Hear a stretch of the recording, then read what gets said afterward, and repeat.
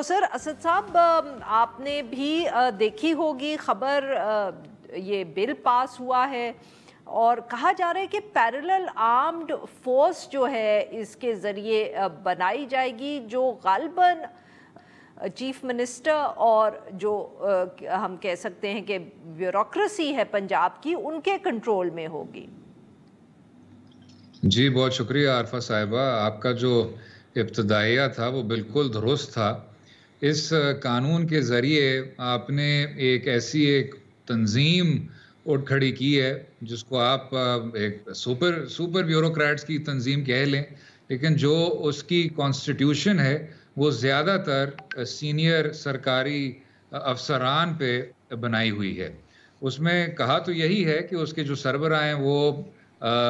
وزیر اعلیٰ ہی ہوں گے، لیکن اسی سانس میں یہ بھی لکھا ہوا ہے کہ وزیر اعلیٰ وہ تمام اختیارات چیف سیکریٹری کو بھی ڈیلیگیٹ کر سکیں گے، اور اس کے شانہ بشانہ جو اختیارات ہیں وہ اتنے زیادہ وسیع ہیں کہ اگر ہم قانون کے پریامبل کو بھی پڑھ لیں، اس کے مقصد کو بھی پڑھ لیں، تو یہ سمجھ سے باہر ہے کہ اس طرح کے اختیارات کی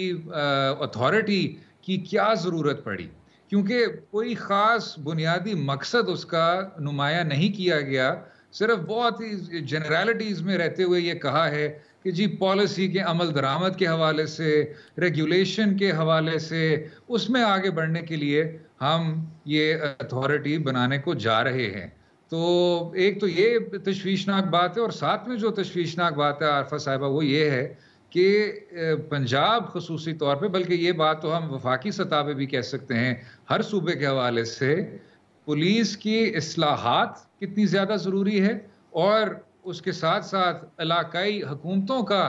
بحال ہونا کتنا زیادہ اہم ہے۔ لیکن یہاں ہم دیکھ رہے ہیں کہ جو رجحان ہے وہ بالکل دوسری طرف جا رہا ہے۔ آپ انہی غیر منتخب بیوروکریٹس کو مزید با اختیار کر رہے ہیں، اور یہ جو اتنے زیادہ مالی وسائل ایسی اتھارٹی پہ آپ پہلے سے ہی اتنی بڑی بڑی رقمیں مختص کر چکے ہیں، وہ نہ اب پولیس کو جائیں گی اور نہ تو کسی لوکل اور ریپریزنٹیٹیو اتھارٹی کو جائیں گی۔ تو یہ کچھ بڑے بڑے سوالیہ نشان ہیں اگر ہم بالکل آن دا فیس آف اٹ بات کریں۔